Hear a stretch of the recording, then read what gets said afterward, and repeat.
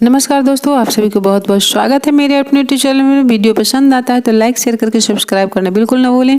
Bell icon all पे अवश्य press करें ताकि इस तरह के वीडियो आए तो नोटिफिकेशन सबसे पहले आप तक पहुंचे। धर्मराज युधिष्ठिर बोलते हैं कि जनार्दन अपने फाल्गुन मास की कृष्ण पक्ष की विजय एकादशी का सुंदर वर्णन। अब आप मुझे फाल्गुन मास के शुक्ल पक्ष की एकादशी का क्या नाम है तथा इसकी विधि क्या है, कृपा करके आप मुझे बताइए।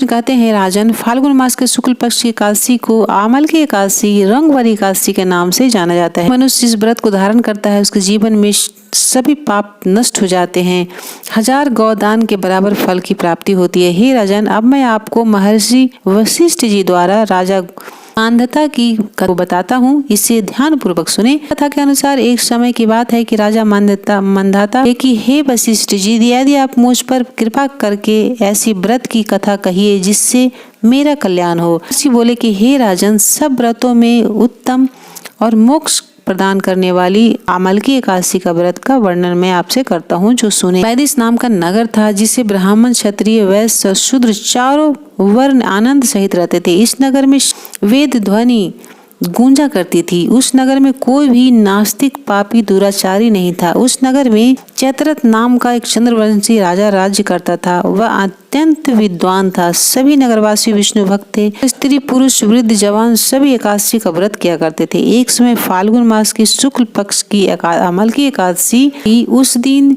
राज, प्रजा, बाल, वृद्ध सब ने मिलकर हर्ष पूर्वक व्रत किया और राजा अपनी प्रजा के साथ मंदिर में जाकर पूर्ण विधि विधान से आंवले की पूजन करने लगा। आंवले की पेड़ की और स्तुति प्रार्थना की। अमल की एकादशी आई। उसी दिन राजा, प्रजा, बाल, वृद्ध सब ने मिलकर हर्ष पूर्वक व्रत किया और राजा अपनी प्रजा के साथ मंदिर जाकर विधि विधान से आंवले के पेड़ की पूजन करने लगा, स्तुति प्रार्थना किया। हे धात्री, तुम ब्रह्मा जी द्वारा उत्पन्न हुए हो और समस्त पापों का नाश करने वाले हो। आपको नमस्कार है। श्री रामचंद्र जी द्वारा पूजनीय हो। मैं आपकी प्रार्थना करता हूँ, अतः आप मेरे समस्त पापों का नाश करो।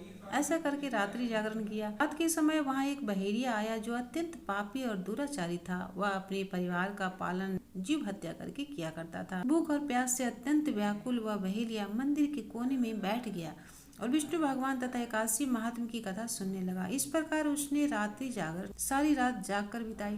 प्रातःकाल होते ही सब लोग अपने घर चले गए तो बहेलिया भी अपने घर चला गया। घर जाकर उसने भोजन किया। कुछ समय बाद बीतने के पश्चात उस बहेलिया की मृत्यु हो, मगर उसने अमल की एकादशी व्रत कथा और रात्रि जागरण से उसने राजा विदुरथ के घर जन्म लिया। उसका नाम विसुरथ पड़ा। युवावस्था होने पर वह अग्नि सेना के सहित धन धान से युक्त 10,000 ग्रामों का पालन करने लगा। तेज में सूर्य के समान, कांति में चंद्रमा के समान और वीरता में भगवान विष्णु के समान और क्षमा में पृथ्वी के समान था। अत्यंत धार्मिक, सत्यवादी, कर्मवीर और विष्णु भक्त था। अपनी प्रजा के समान भाव से पालन करता था। नित्य दान देना उसका कर्तव्य था। एक दिन राजा शिकार खेलने के लिए गया। दैव योग से वह मार्ग भूल गया। दिशा ज्ञान न हो रहने के कारण उसी वन में एक वृक्ष के नीचे सो गया। थोड़ी ही देर बाद वहाँ एक पहाड़ी कुछ मलेच्छ लोग आ गए और राजा को अकेला देखकर सभी उसकी ओर दौड़ पड़े। मारो मारो शब्द बोलने लगे और कहने लगे कि इसी दुष्ट राजा ने हमारे माता पिता, पुत्र, पौत्र आदि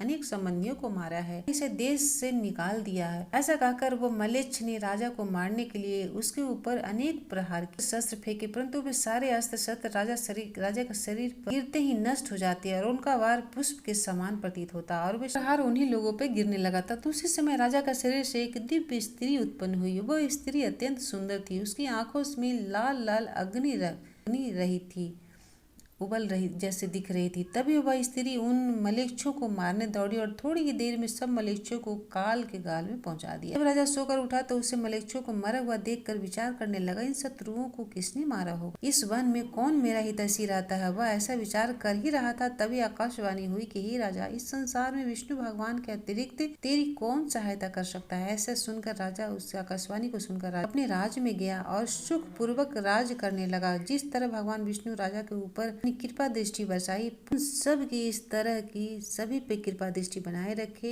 यही प्रार्थना करती हूँ। तो आप व्रत न रखें या रखें, कथा अवश्य सुने। रंग भरी एकादशी के नियमों का, कोई भी एकादशी का नियमों का पालन अवश्य ही करें जो मैंने दूसरे वीडियो में बताए हैं। चाहे तो आप जाकर देख सकते। पर सभी बोलिए श्री हरि भगवान विष्णु की जय। और महर्षि वशिष्ठ बोले कि हे राजन, वह प्रभाव अमल की एकादशी व्रत का था जो मनुष्य इस अमल की एकादशी का व्रत करते हैं तो वे प्रत्येक कार्य में सफल होते हैं। अंत में विष्णु लोक को जाते हैं।